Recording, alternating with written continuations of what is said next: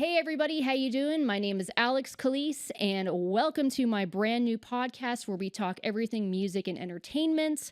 Today we have a very, very special guest. His name is Nick Hames. Say hello, Nick. Hey everyone, how are we doing today? Awesome. So, Nick, tell us a little bit about yourself. You're a musician and you are a transplant from Boston. So, firstly, do you have the Boston accent? So I used to, and I would notice it if I came to California or some like New York, because New York and Boston, even though they're so close, very, very different accents. But Right. whenever I would travel, yeah, people would notice. Now it's kind of dwindled away a bit. Sometimes it sneaks up. My parents though, it's bad. Is it? Oh, it's bad. Yeah.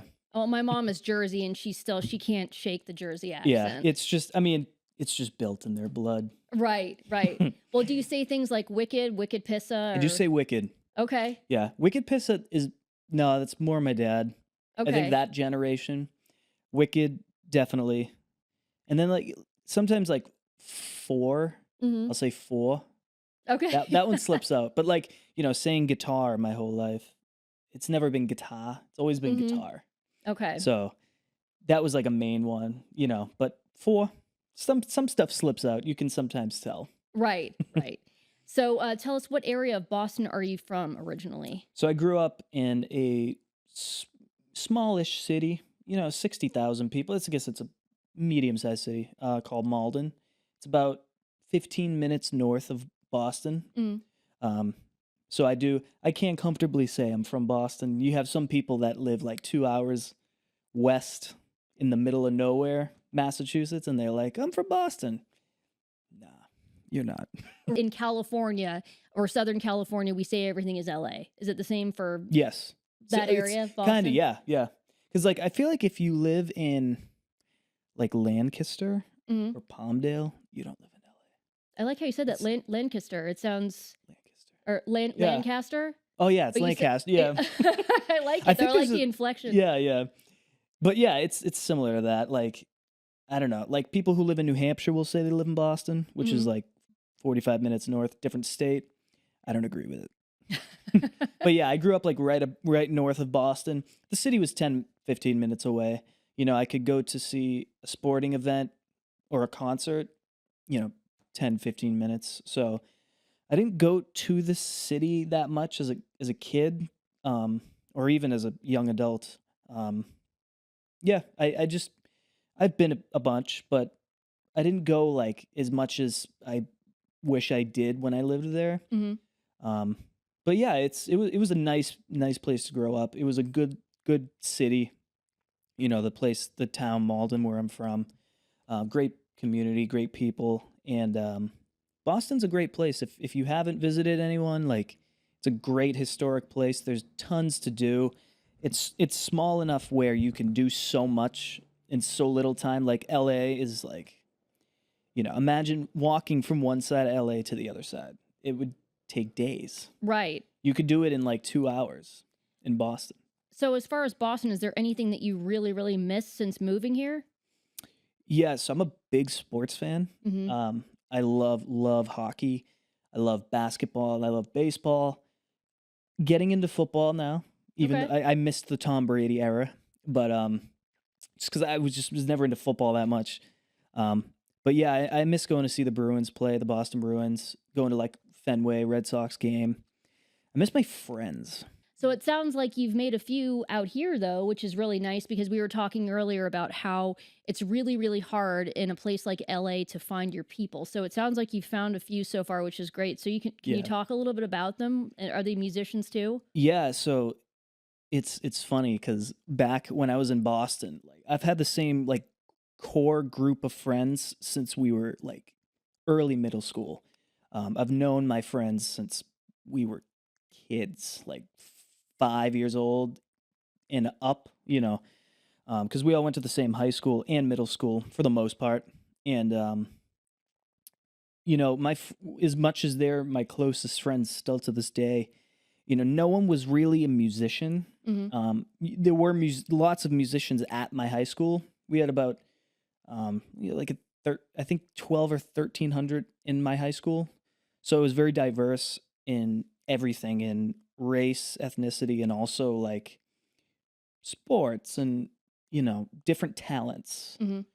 But my friend group was never really musicians.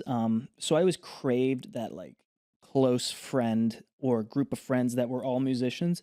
And now that I moved here, it's like all my closest friends are in the music industry somehow, Hmm. and it's great. It's just like now it makes me just miss like it's like two different worlds. That's what I always say, like moving across the country as far away as you can, East Coast to West Coast, literally touching water in each city. Um, it's like two different worlds when I go back home. It's completely different than here. It's like I go home and we watch sports games and drink beers, and then I come out here and we do music and we go on hikes and go to the beach.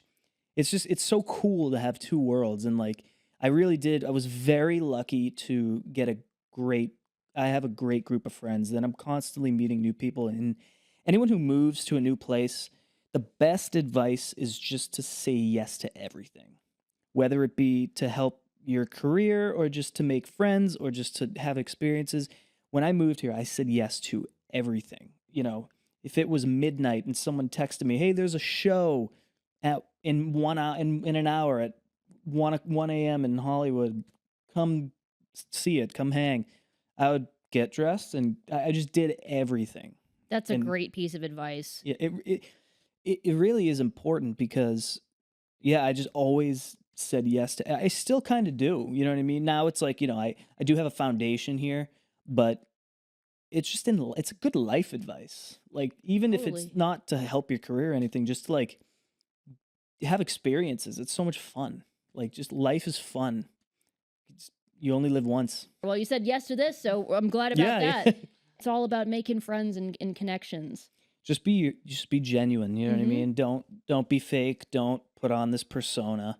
Just be yourself, and that's when everything falls into place. You're from Boston, obviously, and Boston is a big place for music too, from at least from what I understand, because there's a lot of Berkeley people there. So Mhm. that's interesting that you said that they're more music centric here than, say, a place like Boston. I would think that that's also the case because there's so many Berkeley folks over there.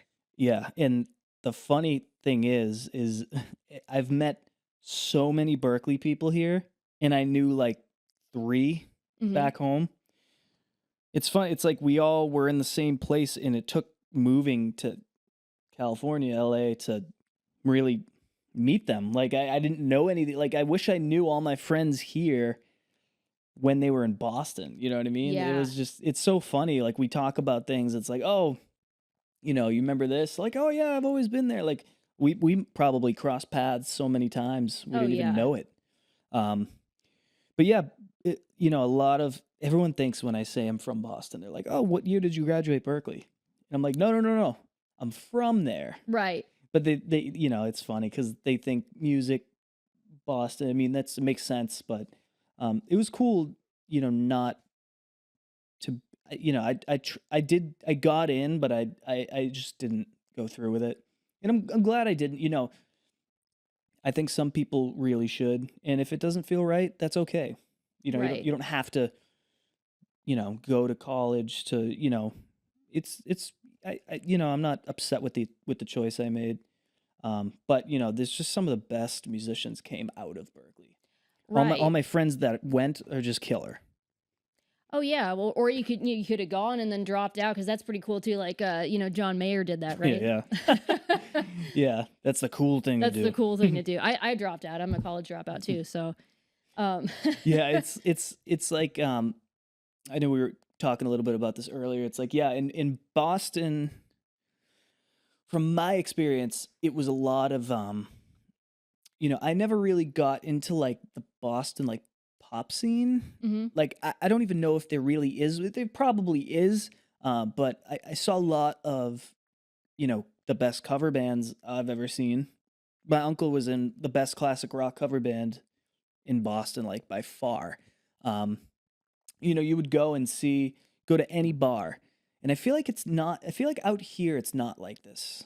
Unless I'm just going to the wrong places. Any bar would have live music and they'd be playing like bangers all night. Hmm. Just killing it. Like, for anyone in Boston who knows like all these the bars, Ned Devines, and Loretta's.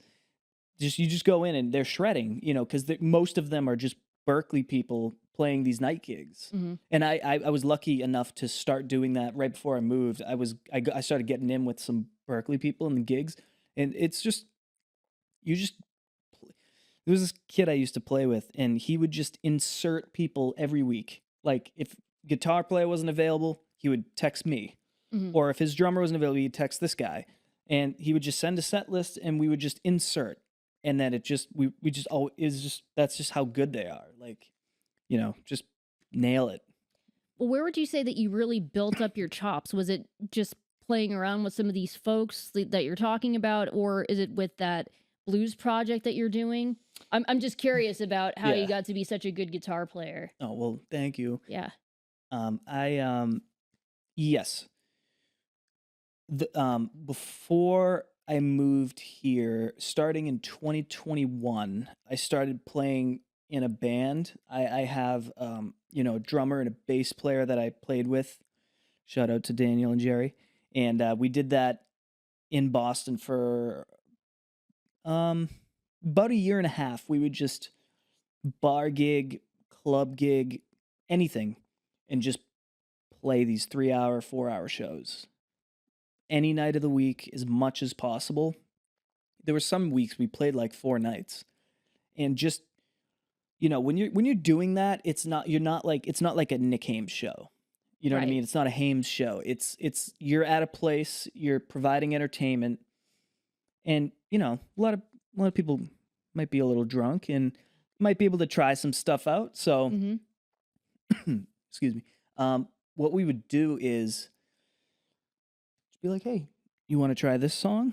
I think I know it. Let's try it. And then just try. I would just try new things in a live setting where your confidence needs to be the best, because everyone knows that story about you trying to record you playing a song.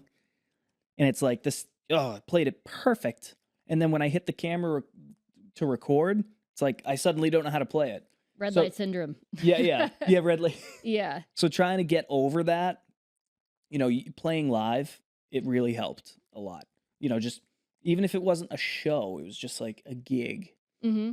and just these bar gigs and just trying different stuff, trying new guitars. I would bring a new guitar as much as I could, new amp, try to get my own sound. So that was the best for me. And also listening to your favorite artists. I always tell people, listen very carefully to like your favorite guitar players. I feel like that's the best thing you can do. You could sit there and practice scales all day, but if you really listen to the people who inspire you, you'll start to develop your own lane. So I always tell people like listen to watch them, watch videos. It's a whole different thing. Like just study. I did that for so long, my whole childhood. Just Right. watch videos of Jimmy Page playing, and then just go pick up a guitar later and see what happens.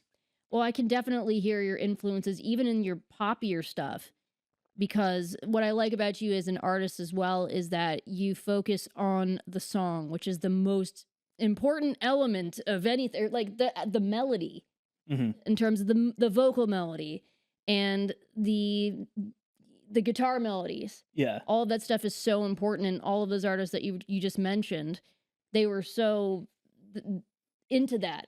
yeah, You know what I'm exactly. saying? Yeah, I'm not out to be, I'm not out for like sophistication. I don't even know if that's a word. Yeah, it I'm totally not is. out to be sophisticated. I just want you to be able to turn on the song, be like, oh, I like this.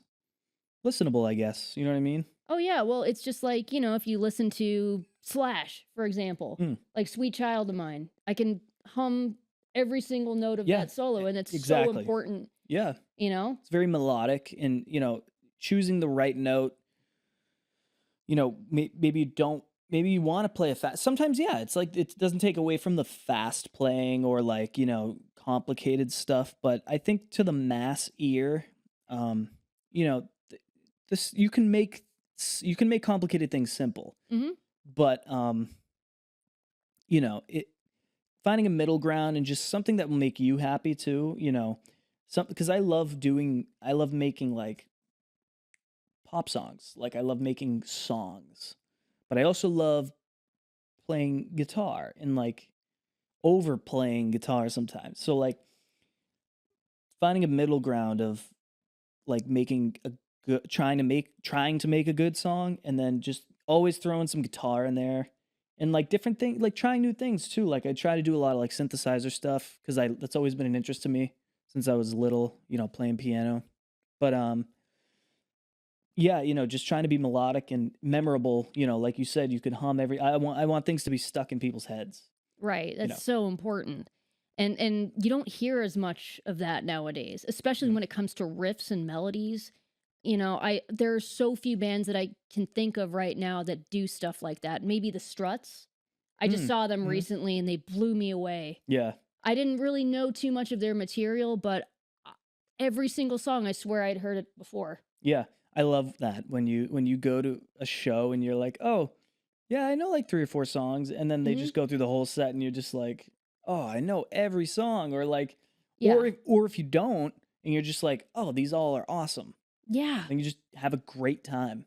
Oh, if you ever get a chance to see them, you die. They're just freaking fantastic.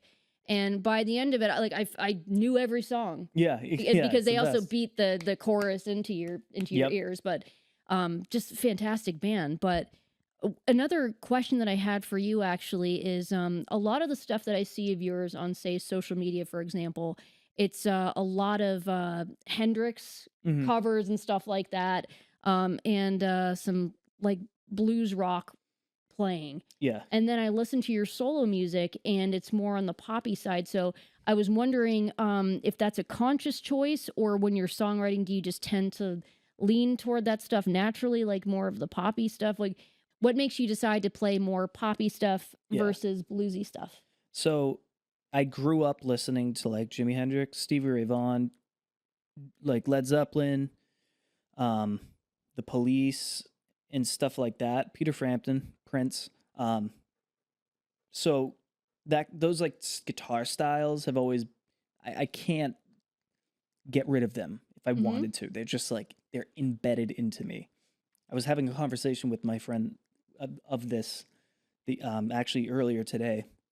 Just, like, when I try to write a song that is guitar like very guitar centered, like the song revolves around the guitar riff, I make it too bluesy, and that's okay. But I also really love the way that like modern like alternative pop music sounds, Mm-hmm. and they just I don't know. I feel like it's sometimes when people don't have like training, like guitar lessons or piano lessons, I feel like you play differently and you just have a different approach to the instrument. Like I didn't take piano lessons. Mm-hmm. And like sometimes I come up with these weird voicings that, I am by no means this like, legend piano player at all. I can only play chords, but just like having like different having no knowledge of it, just doing what I want. I feel like people with guitar are like that, and it's so Yeah. appealing to me. Sometimes, like, I want to take someone who isn't, hasn't been playing guitar that long to track a solo because it just comes out differently. It, Oh, it yeah. sounds different. Like I can't emulate that sound. So, I kind of got off track, but basically, I love like modern, like indie rock, indie pop alternative stuff like the 1975. Love that. I just love the sound. I love the Mm-hmm. way it sounds. I love the way a lot of it, honestly, I think about shows. Like playing with a blues trio, I do that as well. Mm-hmm. That's always so much fun. Just the freedom that you Yeah. have to just take 3 more solos or like give the drummer this solo, give the bass player solo. Just the looseness and freedom is great. Love it. Will never get tired of that. I also love having like synth backing tracks and having 3 guitar players and using tracks and like different sounds and just like seeing the audience like connect like I don't know, it's different. It's two different worlds. Oh, I totally. love them both. I love right now, the past few years I've been really into like more pop stuff. I just want more people.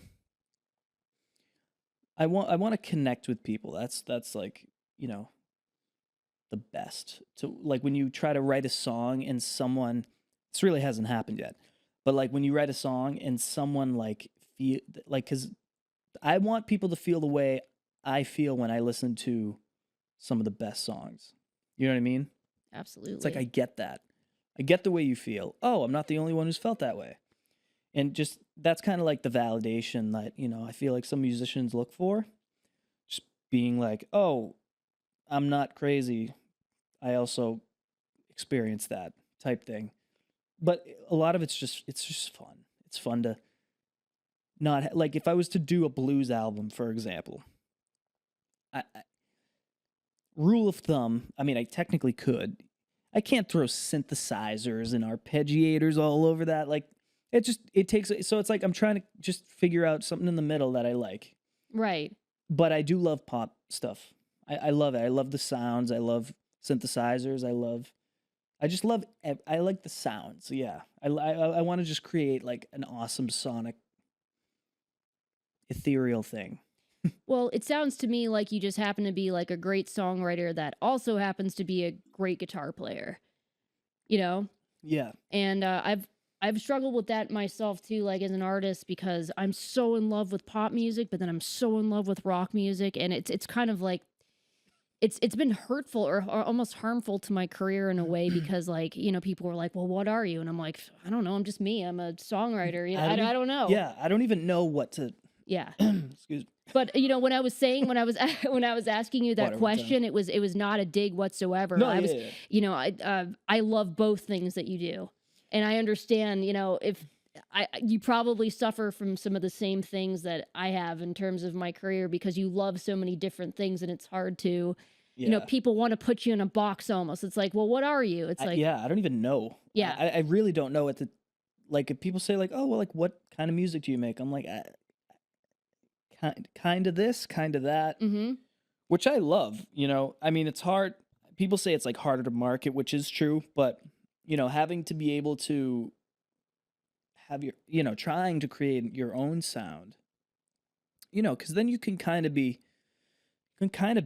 in a bunch of places. You can be poppy, you can be rock, you can mm-hmm. be bluesy, like you can be pop with blues elements, and that's cool. Like I don't want Like to just John be Mayer does that kind of stuff. exactly, yeah, exactly.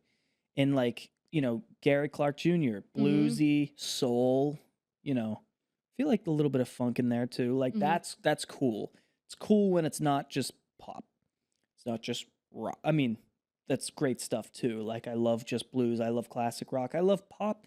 But like it's really cool when you can cross over and create like a new sound or just like a unique sound, something that's not mainstream. Right. Yeah. Yeah, that's kind of magical when that happens because it's you don't see many artists doing that. Like we just named two artists I can think of that do that Yeah, well. yeah, I was trying to think of like Bruno Mars, different maybe. cross. Oh, yeah. Yeah, he's great. Silk Sonic stuff is amazing. Oh yeah, So like yeah, that I mean, what is that? R&B, soul, it's everything. pop, like Yeah. bluesy kind of, Mm-hmm. funky. Yeah, that's awesome. Like, you know what I mean? That stuff stands out for sure Definitely. over like mainstream. But your stuff is great too. I mean, I wouldn't say that it's like a Gary Clark Jr. or like a John Mayer thing. It's more of I'm trying to think of a good example. Maybe like a 1975 That was vibe, that but was the kind of like the band I had in mind when I did my song Baby Blue. It was kind of just like I just want to see what comes out. mm-hmm. And that was like a band that I had been listening to religiously when I did that song. So like that makes sense. And then like, having like an 80s style guitar solo in that song. Like it's very short, but having that in there, I needed to have something in there. Oh yeah, you gotta. But well, speaking of which, you have like 80 pedals or something, Oh yeah. right? Are you the one producing all of your stuff, or So some of it. So what I like to do is to do as much as I can. like my song Baby Blue, I probably did half ish, maybe 55% of the production, maybe 60. And then I brought it to a real producer. And then even like I've brought songs that are like 85% done. And you just give it to someone else and they do one tiny thing, it Hmm. changes everything. So with Baby Blue, it's like I thought like, oh, like that's it. That's all I have. Like that's all the song's gonna be. And then when I finally took it to someone and they did literally one, they did one little guitar part, it was like opened up everything. So like, I used to want to do everything on my own, and then I understood that collaborating is like the best thing you can Yeah. do. Um, so I still do like I do not most. I do as much as I can until I just start getting like, I complete tunnel vision, like brain fog, and then I say, okay, it's time to take this somewhere else. Yeah. Then we work together, and then I'll go back home with what we've done, do some more by myself, bring it back, add and subtract. Usually a couple sessions, 2 or 3 of doing that, and then just sitting on it for a little bit. That's what I did with the songs. Anything I've been working on till this point, just kind of like because I do want to. I want to be a producer. I love the sounds. I love being able to find parts that work and like different keyboard things and drum sounds. Like I love that. I just recently started doing that. When I started recording music. So that's so much fun. Oh, totally. But, as far as being a producer, it's, I think, a little bit easier when you're producing other people's music because you're not so close to it.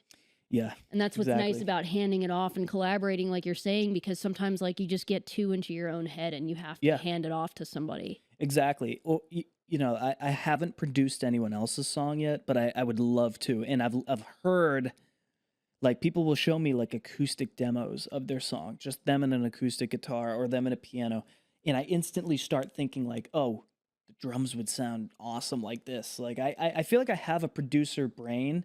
It's more of just like knowledge of not overproducing, not under. I feel like I either overproduce or I underproduce. I'm trying to find the middle ground. Like I try to listen to some songs and some songs are just like so sparse. Like there's just so little production, but it's perfect. Or there's a lot more going on that you just can't hear, Yeah, which is another that is thing. true. Yeah, the buried deep Yeah. stuff. Yeah, like Stone Temple Pilots would do that all the time in their stuff. Yeah, like another thing that we do, at least because we produce our own music, me and my, Mhm. my songwriting partners, we have several. But sometimes we'll just throw the kitchen sink at it, and then you start kind of like taking elements away, Yeah, and that helps sometimes.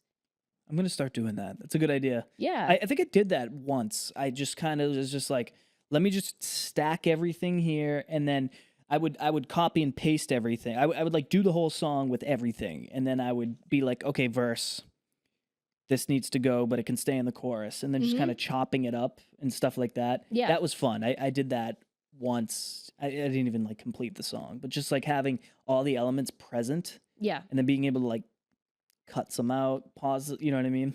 So Yeah, because it's a lot easier to subtract.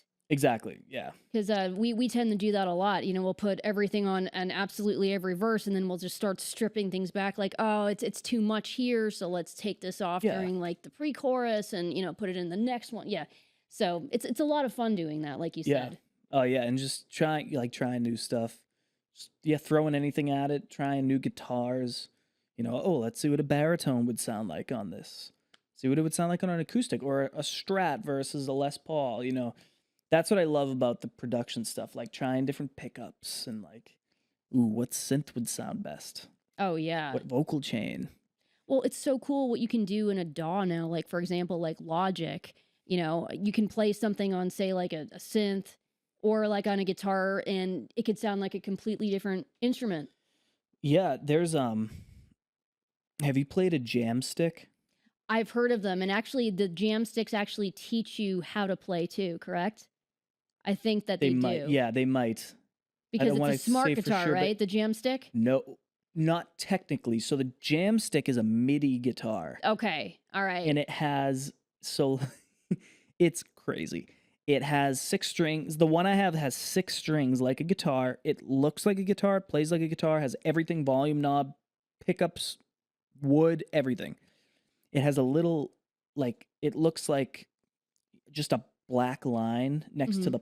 the humbucker at the bridge, and it's MIDI. So, like, you can take, your favorite, like, synth sound, and you just play it on your guitar, and it comes out synth on the DAW.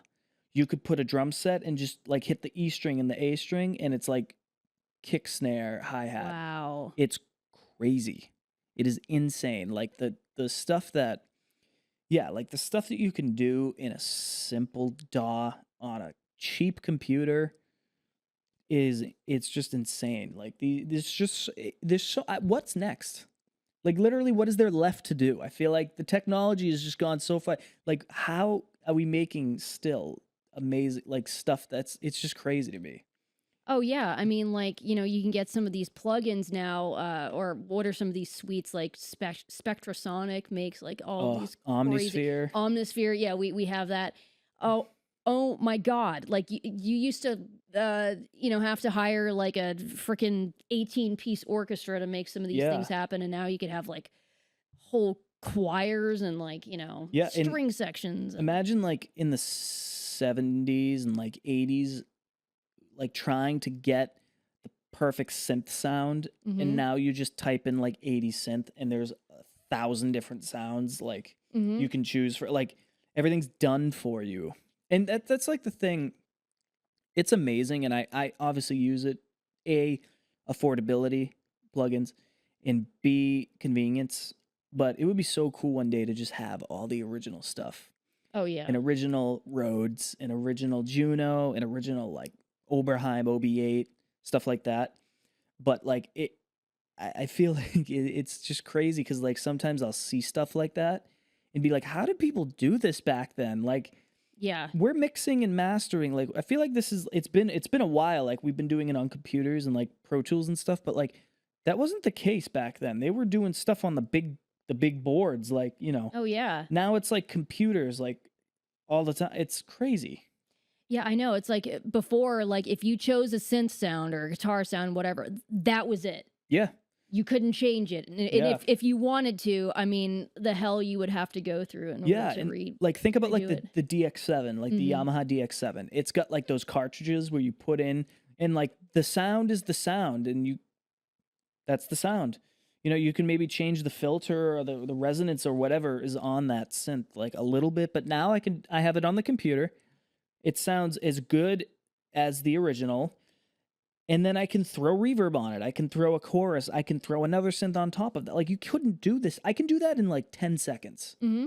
And then, like, imagine turning on the synth, putting in the cartridge, flipping through all the sounds, then adding reverb, then trying to track chorus on top of it. Like, it's just crazy. We're so spoiled. Oh, we're so spoiled. Or I mean, you could even change out the instrument if you wanted to. Yeah. You It's could, literally MIDI information. yeah. It's just crazy. Like, I know I didn't grow up with, like, I didn't grow up in the 60s and 70s, 80s or 90s, but, like, just thinking about it, it stresses me out. Like, Yeah. but now it makes sense, like, why it took some bands so long to make an Hmm. album. It's just crazy. And there's something to that. There was something to camping out and making a record. Now, no one's able to do that because there's no such thing as artist development. There's no budgets anymore. There's really, as far as record labels go, they're not doing any of that stuff And anymore. I feel like unless you're a big artist, and no, I don't mean, like, A-lister big, but, like, as long as if you have a solid following, like, you can tour the country or the world, unless you do that, I feel like you shouldn't, like, what's the point of an album? Like, it's Hmm. so people just don't have the attention span, myself included sometimes. Even my favorite artists drop an album. It's like it takes me a while to dig into it and to be like, "Oh, I wanna listen to this whole thing." It's Oh, a totally. lot, like, just that's just the way we're wired now. Yeah, because it's just constant stimulation all the time. So I'm becoming more like that as well. Like I used to dig into albums and I loved listening to albums, but now it's just like you have my attention for 30 seconds, go. Yeah. 30 seconds if you're lucky, like, Yeah, because we're all exactly. like ADD now, you know? I mean, I used to put on, my dad had this gigantic book of this huge CD book where like it was like you would flip it, and he used to put the paper of the CD in the slot and then put the CD in it, so it Mhm. was in alphabetical order. So it was like Aerosmith first, and then like the band Boston, then the Cars and stuff like that, Dire Straits. So I would go in and I would listen to the album and then pull out the sleeve and read, who played guitar, who sang, who wrote it, who produced it, where was it recorded. Look at the behind the scenes photos. Those were everything to me. The behind, like Oh, yeah, going yeah, in and yeah. seeing like them in the studio, like, oh my gosh, I haven't seen this picture before. This is them when they were young, when they made this album. And like, I was talking to um my friend who I do all visuals with for my stuff, Mhm. and we were talking about how when I come out with an EP, I want to get vinyls.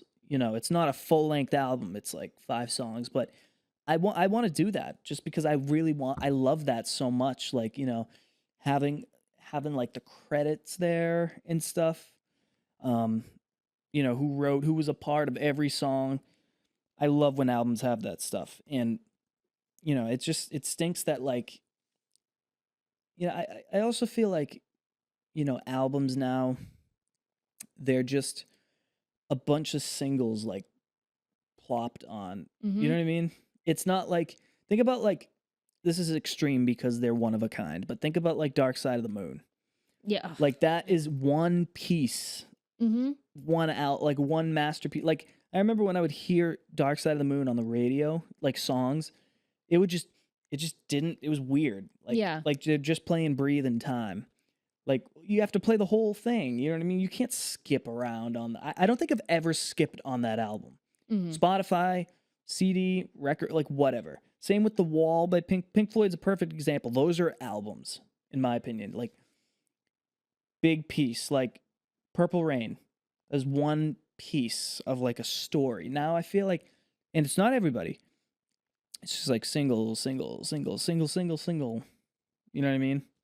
And part of that, I think, is because artists can't camp out anymore. Mm, You can't have this crazy long experience. They have to satiate their audience like every month or however long, long between releases. yeah. Like I used to love when I was younger, just like put on the headphones late at night, up way later than I should be, and either in the I had this boombox CD player radio thing. I gotta get another one. I'm like recently starting to like acquire nostalgic things I had when I was younger. Um, and I would put in a CD and it had a little headphone jack, and I would put in like these crappy headphones, and just like put it on the side of my bed and just lay in my bed, all the lights out, like covering my face. The AC was blasting in the summer, so it was really cold, so I get nice and cozy. Just get lost in an album. Do you think people do that anymore? I don't know. I mean, Maybe if they're on drugs, I don't know. yeah. I don't know. Like, it makes me so. My problem now is that I don't sleep well. So the second I Yeah. start to do that, I'm out by like the first song. But I really want to do that again. This has inspired me. Maybe just do that. Like, just, but it's like I can't pay attention. I fall asleep, I or know. I'm somewhere else. Like it was just when I was younger, before I had a phone. Hmm. I think that has been a huge thing that's killed that. It's killed our creativity, and we're not allowed to be bored. I remember being bored. Like I can't. I never get bored now. Yeah, there's Or always I don't something to know. watch or something to Yes. look at or something to scroll. Yeah. I mean, there's something to that when you're bored, or you have to focus your attention on something other than your phone. When you Yeah, have to be alone with your thoughts. No one is ever allowed to be alone with their thoughts anymore, and that's why I think people are so so screwed so up. depressed. Yeah, I mean Yeah. that's true. Like you can't. You yeah, everything you can escape so easily. Any feelings or anything in like any problems in a relationship. and then Mm-hmm. you just go, oh, like whatever, and download an app like Tinder or something, and then Mm-hmm. just it doesn't like oh just move on. Like Yeah. no, I wish that like we could sit with our thoughts because sometimes that's the best, just Mm-hmm. and I'm not saying that like if people did this they would not be as screwed up, but like I think it has a big part to do with it. Oh Just having yeah. the ability to just flush everything to the back of your head and not deal with it until one day it just builds up too much and that overflows. Um, but yeah, I mean, I'm really. If you saw my screen time, you would make you sick. Oh, I Like know. Same I with am. It mine. I is was going to ask you how it's so bad, so bad. part of it too is as artists, we also have to spend so much time on it. Yeah, here's the bad part. I looked and it like like where I have like I've built my following, Mm-hmm. Instagram, TikTok. It's like those are like the least places I am. I'm just on like everything else, like YouTube Shorts. Um, I guess Instagram, like I get caught in the reels, but like it's not like I'm doing things like No, I know. It's just enforce my career. It's just me being lazy and bored. Well, I get like bored while I'm scrolling, I and I yeah, don't stop, but I don't stop. I know. It's disgusting. It's It's like so it's such a scary. disgusting habit. Yeah, and all of us are addicted. Yeah, I'm like a prime example of like it's bad. Like my screen time needs to severely deteriorate. It's like I didn't even when I looked once, one day don't one day it was like 13 and a half hours of screen time. And I was like, was I even awake that long? Like it was insane, and I'm like, all right, maybe I had like I don't know, maybe I had like a radio station going. It was like, no, Mm-hmm. it was all just doing stupid stuff, Just just doing scrolling. stupid shit, and Yeah. just like, yeah. And then I started one week. I added up all the time that I was on my phone doing Mm-hmm. stupid shit. I wouldn't count like phone calls as like that. That's Yeah. cool. That's what Texting a is cool. phone is supposed to be Yeah. for. And then yeah, I just I added up all the time, and I was like, I had like 70 hours in the past week and a half where I was on my phone. Yeah. That's like 3 days of where I could have done stuff. That's yeah. And when you start thinking about it in that way, you're like, wait a second, I'm a slave to this stupid Yeah. piece of But anytime it's away from me, I freak out. Like if I all don't of us if I do. don't reach I have it in my pocket right now. If I reach down and it's not there, I get like instant anxiety. I know, I know. It's scary. I don't know how to I don't know what to do. I It's know. Well, crazy. all of us are addicted, and the thing is, it's very socially acceptable. Yeah, and it's like this is going back to what I was saying earlier about having like the original synthesizers and the Mm-hmm. way that they used to do music. Like it stresses me out. How did they do that? Like how did people live without phones? Like I Mm-hmm. imagine me trying to get around LA, get around Boston. Anyone who's from or been to Boston knows how insane it is to drive around there. Yeah, Not having help. How did people do that? How did you guys do that? It's like how did you not how did you check the weather? yeah. Well, we went outside. No. Yeah, like how did you Now we check don't the go weather? outside. Like you watch the news. Okay, what about before TVs? Like Yeah, what like I just think like it's just crazy. I don't know. This is what I do when I'm instead of listening to albums at night, I sit there and look at my ceiling and think about all this stuff. But but it's actually not such a bad thing that you are yeah, thinking, yeah, you're I am using your brain. thinking yeah. You're not on your phone. But speaking of which, I mean, there's so much technology that is involved even in music gear. We were talking about this before. Yeah. So what are some trends that you're noticing in terms of technology and music? Because I know, for example, that when I was at NAMM last, I was seeing a lot of gear, as getting smaller and Yeah. more compact. Like I remember having to drag around a freaking Marshall half stack to shows, Yeah. and now you can take like the Spark from Positive Yeah. Grid. Exactly. What are you noticing? Anything? Yeah. Um very lightweight like you said, I when I was younger, I had a Marshall half stack that I would take to like barbecue shows that my family was doing. Mm-hmm. Pull up with this half stack, weighed 1,000,000 pounds. But like, you know, it's the cortex, the quad cortex, the Mm-hmm. helix. I'm more familiar with the cortex than the helix. I think it's the helix, right? Yeah. Yeah, the helix. Kemper's. Although I feel like Kemper's might have died down. That was like a huge thing. I feel like when now it's like I feel more quad cortex Mm-hmm. but one of my good friends has a Kemper, and I was like, get that thing away from me. I played it and I was like, oh, I hate that it sounds so good because Oh, it yeah. does. It does. It really does. It's impressive. It's crazy. It's I think it's the convenience. I think most people would or some or most would choose if you could get the sound of a real like amp per se, Mm-hmm. but it was like a quad cortex, like it was that convenient, they would probably choose that sound, even though it's like you can like save presets. So like you could like have a clean Fender amp tone and then hit a button and now you're like Mesa Boogie overdrive.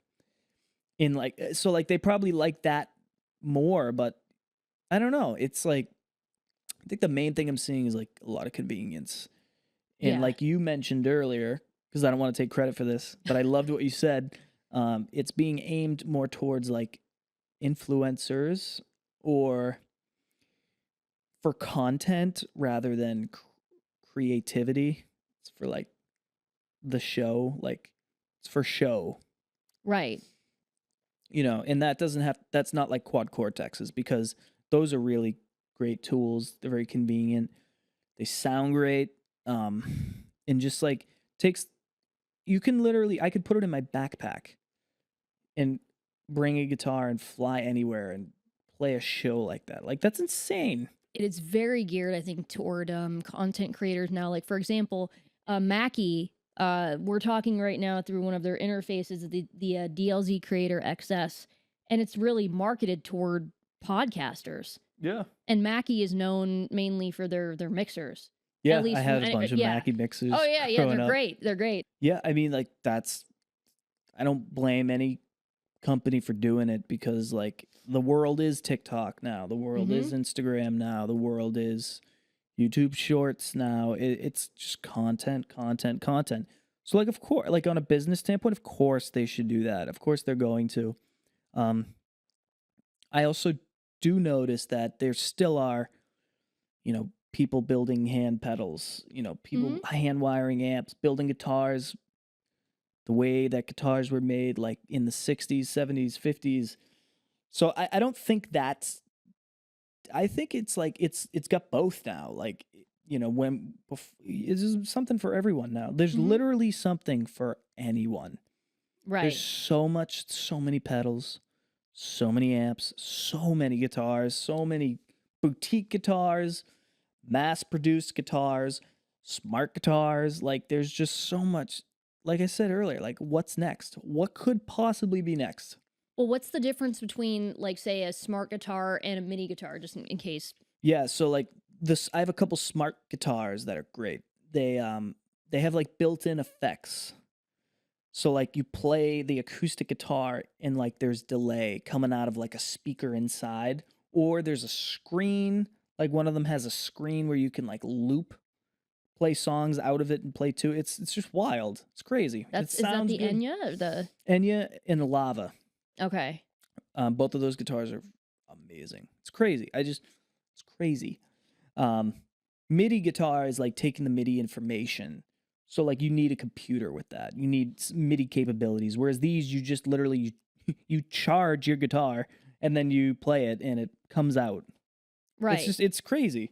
That's insane, man. Like, they didn't have half of this stuff when I was coming up, and if I don't know, maybe it's a good thing that they didn't. I don't know. I think sometimes with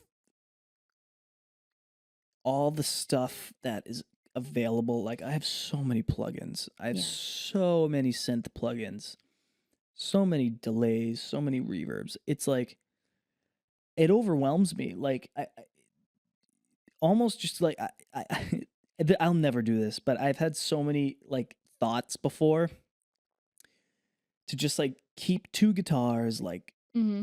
a small pedal board and one amp, and just like that's all you get.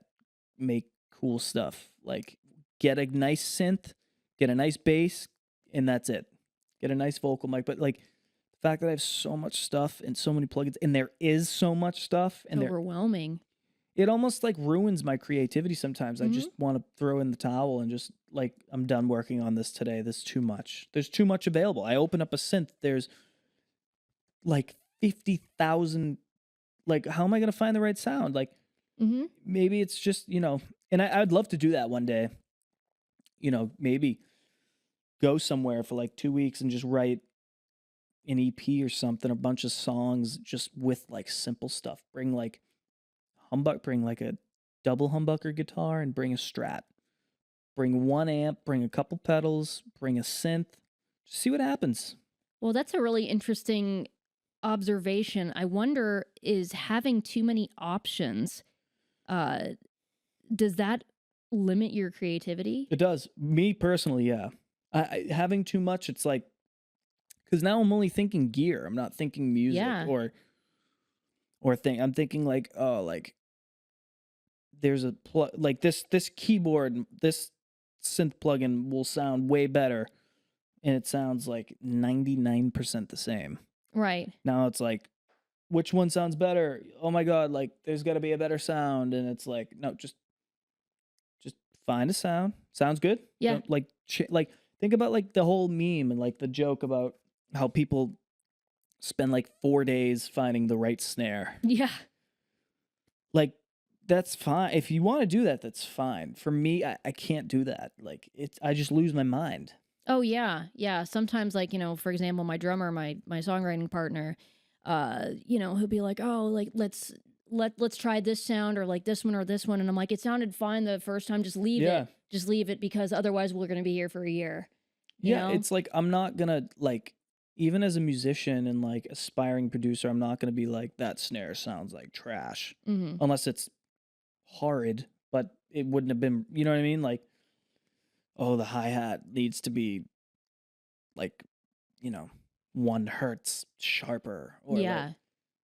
it's too much. Like having that capability, like think about like the Beatles or something. They had their gear and that's what they did. They made their songs. Led Zeppelin, Jimmy Page tracked with his Telly or his Les Paul in an amp, no pedals, sometimes a tone bender or a wah-wah. But like that's like, you know what I mean? It's just too much and it's overwhelming for me. And it is like it seems like it should be better, but to me it's just it stresses me out more. Well, yeah, it's like you're starving, for example, and you go to a restaurant and it has a huge menu and you're just like, "Oh my god, just give me a freaking, I don't know, hamburger, or give me Yeah. 3 choices." Yeah, You sometimes know? sometimes I go out to eat and it's like I'm so hungry. Like the menu is just gigantic and I'm like, dude, I just wanted a burger. Yeah. Yeah. Just want some fries. Like Right. just give me what'll satisfy. Give me what'll get the job done. And like I don't need 4,800 different burgers. Just give me the way it's supposed to be. Give me a good guitar, good amp. But I say that and I have all this stuff. No, but that's the thing because it's so affordable now too, which is, That's the other it's thing.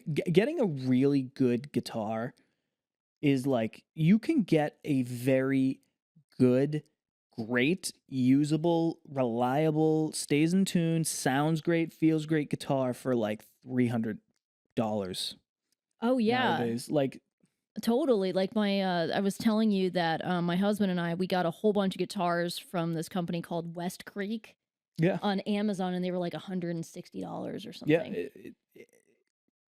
There are pros to it, obviously. Like the oversaturation of gear. It's like I feel like it's never been more affordable. Like some of the Mhm. guitars I've played, they're not expensive. They're cheap guitars, but they feel great. Mhm. And I think that's one of the bigger issues people have when they are learning guitar is like getting a guitar to like feel good because of like say you get a crappy acoustic and the action is this high. Hmm.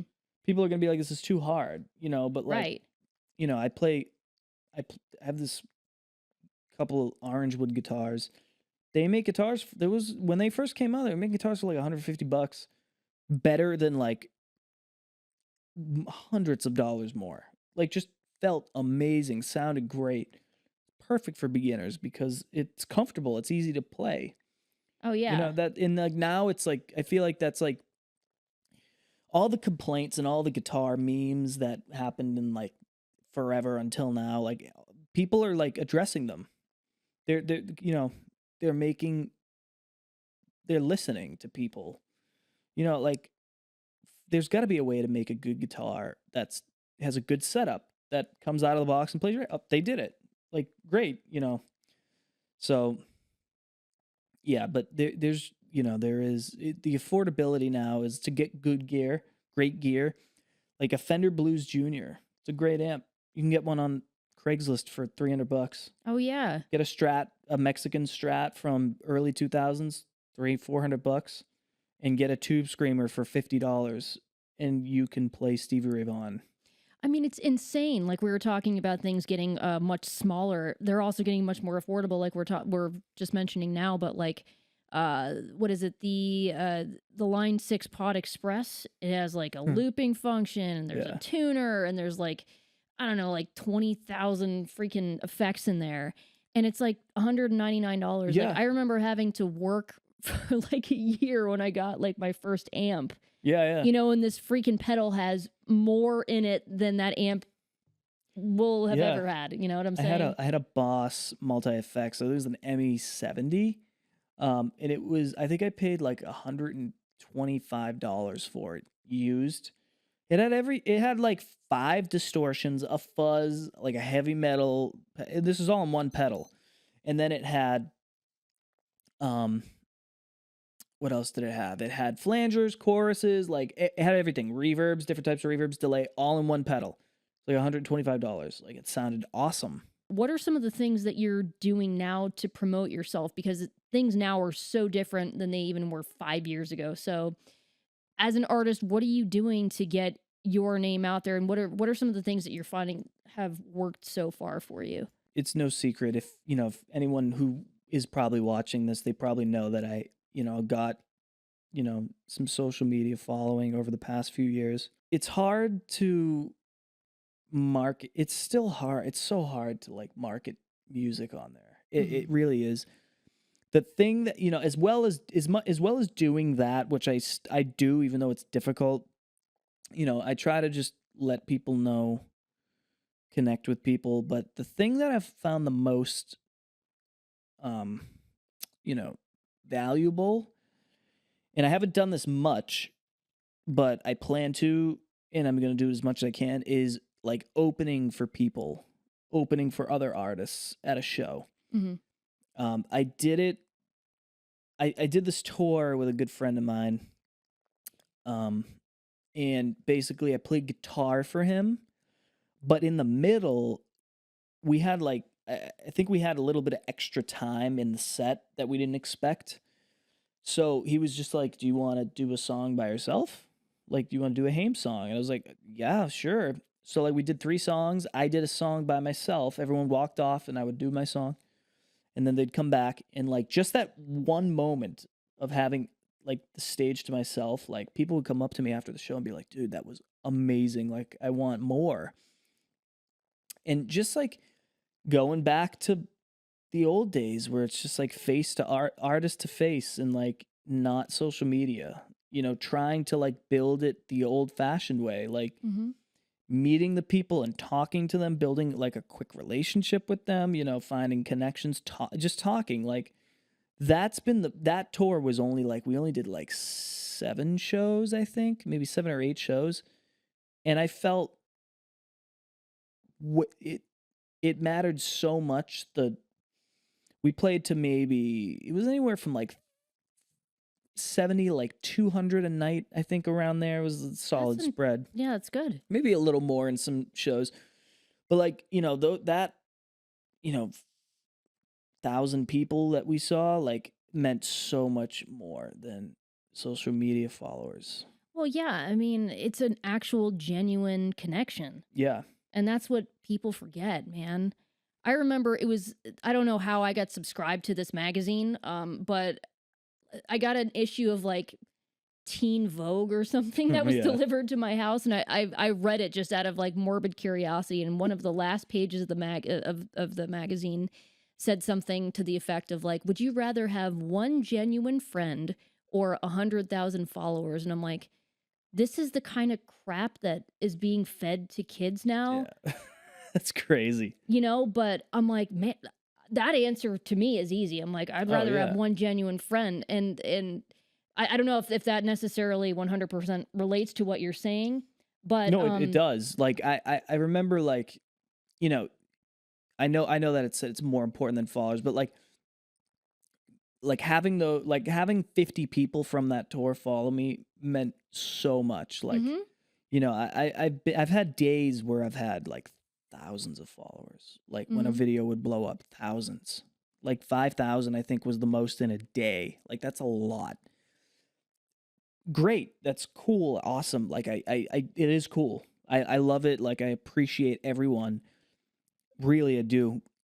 The But the difference of just like meeting that person and they know who you are. Mhm. Like I played a show. I opened up for this band in San Diego at the Soda Bar, and I had a little tiny merch table. I was like, I probably s- probably wouldn't. I just brought a couple shirts. Literally, I brought like 3 shirts. And this girl came up to me and she was like, I didn't know that that song you did was yours. And I was like, what do you mean? She's like, I know that song. She's like, it's in your eyes. And I'm like, you know that song? She's like, yeah, I was singing the whole time. Like, I didn't know that was you when you were up there until you played that. And then she like bought a sweatshirt and like that was like the best. I like cried. Oh, You know what I that's mean? It's just awesome. Yeah, like that's genuine. You know what I mean? Like that means something to me. I'm out for more of that. Like I want that. totally. I it's almost like would you rather have 20 people in the like play a show to 20 people who are really attentive, or would you rather play a show to 1,000 people who are just mingling and talking? Right. You know what I mean? Like Yeah, it means more. Like it's quality over quantity for sure. At least in my opinion. Like that meant a lot doing stuff like that. And I totally. feel like yeah, opening for artists to answer the question is big, having and for me personally, I have more confidence when people I don't know are watching. If I do a Yes. show and all my friends are there, it's Oh, like, it's weird. It's I can't weird. be myself. You know what I Yeah, mean? But like when no one knows who I am, it's like you got nothing to lose. Let me exactly. show you who I truly am, and then you get to know me from that. Um, it's always the best. I love playing for people who've never even heard of me, and then hopefully I leave them with a memory like, oh, this guy was cool or he was good. Like Right. that's like what I love that. So, what do you hope to do with your music? I mean, like, do you want to be a performing artist? Do you want to write for other people? Where do you see yourself with your music? I guess. I'd love to do all of that. I want, there's so many people who do everything. I'd love to dip my toes into as much as I can. Um, I am like at heart, live shows are my favorite. I like live shows more than making a song, more than collaborating, more than writing, producing, even just playing guitar in my room. Like live shows are the best. I love them. Wish I could do more. Um, Hopefully I will soon. Um, I'd love to see the world and play music for people who can connect with it. That's the goal. Yeah, I love being an artist Okay, as much as I can. definitely. Well, you have a new EP that's coming out in Mhm. September, so tell everybody where they're going to be able to find it, and tell them a little bit about what the sound is going to be like on the EP. The concept of the EP is really cool. I really love the concept. It's called The Then and the Now. Try to say that 10 times The fast. then and the now. The Then and the Now. Um, it's about being stuck. So many people nowadays, like, especially kids who are younger than me, and they were kind of born into this phone technological world. It's about being stuck somewhere between your childhood and now. And like for me, it's like sometimes in life you just don't age properly. Like not physically, but like just something happened in your childhood, you missed like a part of your childhood. Like you were, went through family problems or something happened to you out of the ordinary, and it's like you're kind of stuck. Like, so many people I know like have had experiences when they were kids, or they had to put their childhood on hold, and Mm, you don't get that time back. right. So like being stuck between the back then and the now, and like trying to find out, like I don't feel like I'm 27. Hmm. I feel like I'm still like a 20-year-old. You know what I mean? I just sometimes you just like things get lost. Like either spent your whole, there's just so many different, it's so much, like every person's different. Like everyone, like you see all these people in the street, every single person, you pull one person out has a story that's nothing like yours, or maybe similar in some ways. But that's what the EP is really about, all like, my experience at least. But, the concept is for people to understand, being stuck between what was then where you are now and trying to figure out moving forward. Um, there's a couple rock songs on there, like Okay. Rocky, Yeah, yeah, yeah. but like, Baby Blues on there. And, it's like kind of like this 1975 ish, you know, um, we're still working on one of the songs. I'm not sure if I'm gonna throw like an acoustic-y song on there, Hmm. something stripped back, but I'm really excited. Yeah, it's gonna come out later this year, 2024. Well, that's cool that it's a concept album of sorts, just like we were talking about Pink Floyd. Yeah, yeah, it's not like, I would love one day to make an album that is like a continuous piece of music, but like it's just like the concept of all the songs really Yeah. come into that theme. It's only going to be about, 5 or 6 songs. So short EP to today's industry standards. But yeah, it's cool. Like this is finally a moment where I'm making stuff that like has meaning. It means something to me. There's a bigger picture. It's not just a rock song. There's a bigger Right. picture to it. Even though it's fun to just rock it out, you Yeah, know what I yeah, yeah. mean? But, it's cool to have like a meaning behind things. And I'm working with a great creative on all the visuals, and everyone who's been a part of it so far has just been great. I'm having so much fun. We're still making it right now. It's been so much fun. Well, everybody out there, make sure to buy the EP so he can actually make a full length concept record, because now I really want to hear that from you after Oh we yeah. had this amazing conversation. And we will have vinyls.